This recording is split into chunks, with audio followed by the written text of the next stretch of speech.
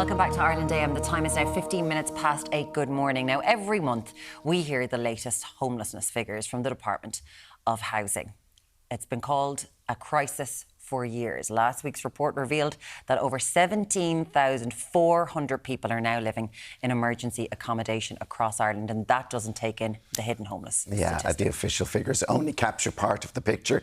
They don't account for people sleeping rough, couch surfing, or those forced to use their cars as a place to sleep. And of course, behind every statistic is a person with their own story. So to better understand the realities, I spent a night with a local charity and met some of the people experiencing homelessness and rough sleeping firsthand. So let's take a look. The number of people in emergency accommodation has risen by 2,000 in the last 12 months. This put homelessness right back into the forefront of people's minds again. 2026 saw homelessness in Ireland reach record-breaking levels. More people than ever before were living in emergency accommodation, with Dublin the worst impacted area. Nowadays, it's the cost of living, people losing their accommodation because the landlord has sold up, or they maybe fell into rent arrears and they found themselves in services such as these. Founded in 2017 to support those marginalised in society, Feed Our Homeless provides vital assistance to people experiencing homelessness across Dublin. They've agreed to take us with them so we can better understand the realities faced by those navigating homelessness every day. Okay, so first off, we're going to hit the park. Yep. We're going to get on the North Quays. Remember, we're going to drive slow. A couple of people on Halfpenny Bridge and Millennium Bridge. We want to catch them. We're going to go to the Docklands, catch up with JP. If everything works out, then we'll get to the city centre. This is our van. Brilliant. So this is where the teas, the coffees are made.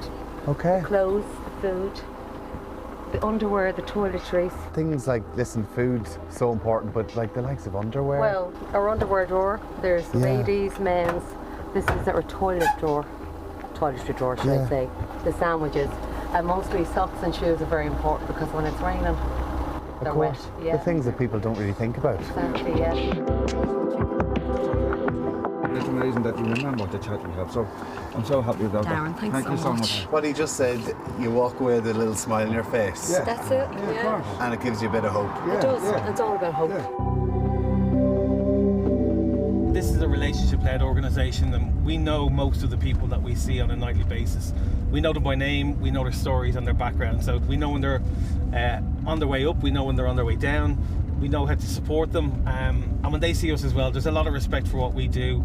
In the 3 years I've been volunteering, I've never felt unsafe. That's not to say things don't happen, but the people are very appreciative of the work that we do. Samantha spent 14 years caring for others. Now she is navigating addiction and life in emergency accommodation herself. How is life for you at the moment? I'm getting there. I mean, it's still a bit, but compared to last year, I've come a long way. But the homelessness is it's a recurring cycle. It's like no matter how far you think you're getting, then you just get pushed back again. Like I'm homeless years now. Tell us about when you first started using drugs. I was 11 when I first started using drugs, to be honest. It was actually went from cigarettes straight to heroin, but I got clean then when I was like 17, 18, and I stayed clean for about 14 years. I had good jobs and all that, I had my own place and my daughter and everything, and then took one bad thing to happen and the wrong person to be there when it happened, and then that was it. I was back on drugs, and then I became homeless again. Eventually my family took my daughter, she's still with me family today, so I'm working on trying to just get clean now and get my daughter back, hopefully. How difficult was that to lose your daughter? I mean, mixed emotions, to be honest. Like it's hard not being able to have your daughter with you, not being able to bring her to school, not being able to like kiss her goodnight, or do you know what I mean? Like it is hard, but that's my own doing. So I have to fix it, nobody else. And for people who might be watching this, who might think that homelessness will never affect them, will never affect their family, how easily it can happen to anyone. Like, that was it now. I was on the right road 14 years clean. Never thought I'd end up back on drugs. Never thought I'd end up homeless again. And here I am. For 14 years I had it all, and then I lost it all in the space of 2 weeks. I think the trauma of homelessness can lead some people into experimenting using drugs. Other people, as a result of previous trauma, might use drugs and end up through kind of family breakup or other reasons ending up having to move out of home. That stigma gets in on people and can impact on people very much. And it's something we see here is the resilience of people who have to deal with those kind of issues. So people can come into the supervised injection facility, or MSIF as we refer to it. They will have sourced drugs elsewhere, so they can come in, they show the drugs they've sourced, and then they go into an injection booth. And there we have fully trained medical and project worker staff who can guide and support people to inject in a safe environment.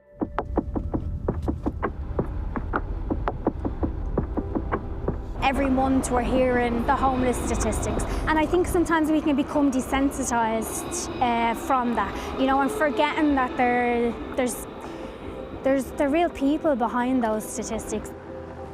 Addiction is very complex. Homelessness is very complex. It's not one issue that leads to homelessness or one issue that leads to addiction. There's a multitude.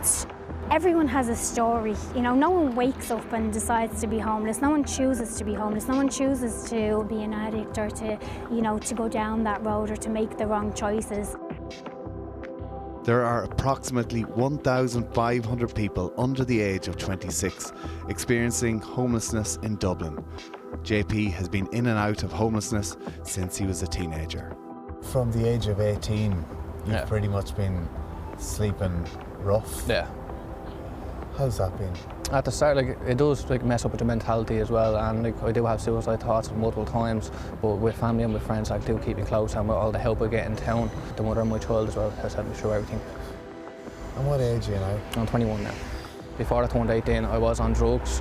Now it was only a small thing, so I was on like weed and then cocaine, and then when I came into town, because I was staying on the streets, I ended up on Tranix, and it went through a bad stage in life. I was taking way too many a day, and then I went cold turkey because I felt bad and I didn't know what it would be like in rehab centres, so it scared me the most. And then one day I woke up and now I'm clean off drugs, so I feel a lot better in life.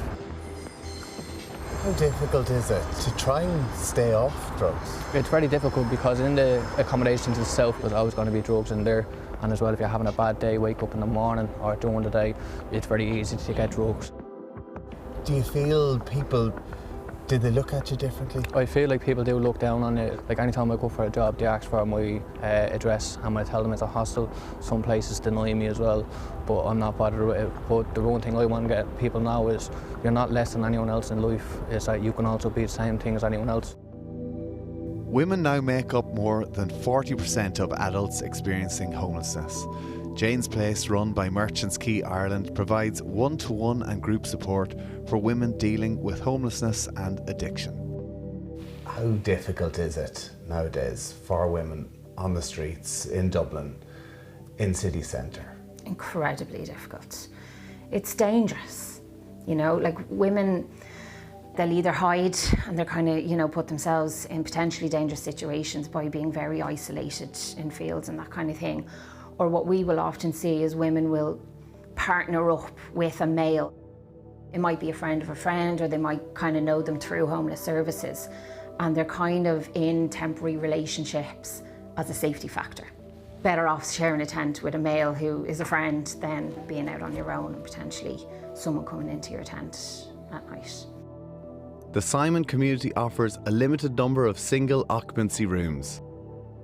These spaces are in high demand and often difficult to secure. Carmel is currently living in one of these rooms, and she welcomed us in to share what life is really like for her. Carmel, thank you so much for welcoming us into your room. Can you tell us your story?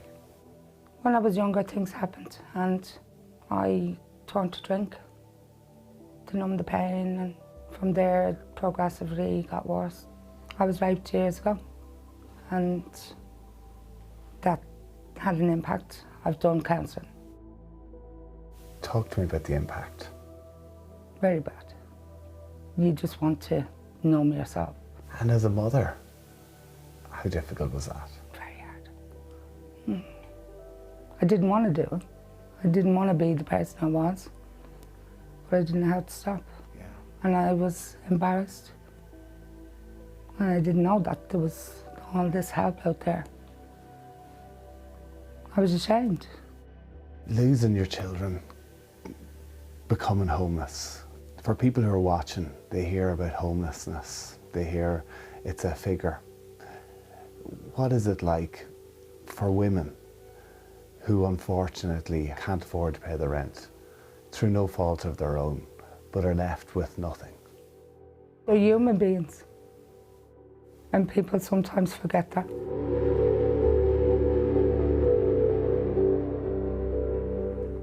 you have it. And of course, big thank you to everybody who featured in it to share their story.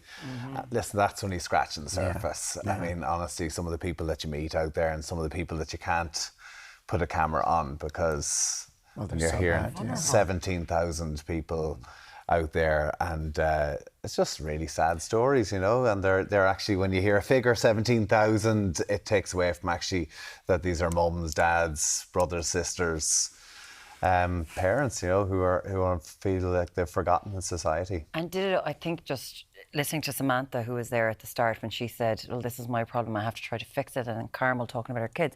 Gee, like, you know, that's well done, by the way, for going out and doing this. But we hear a figure now and it's so dehumanising.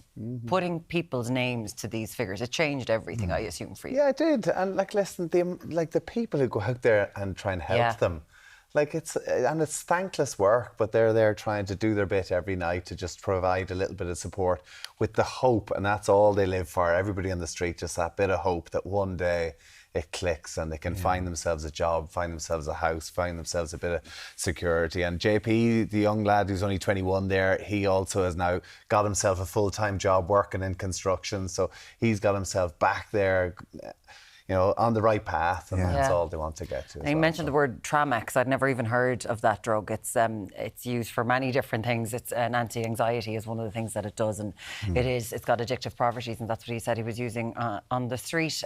If you or someone you know is experiencing homelessness or struggling with addiction, help and support is available. We saw some incredible people there who are trying to do, as you said, it's a lot of thankless work, but they're trying to do their best. virginmediatelevision.ie /helplines for more information.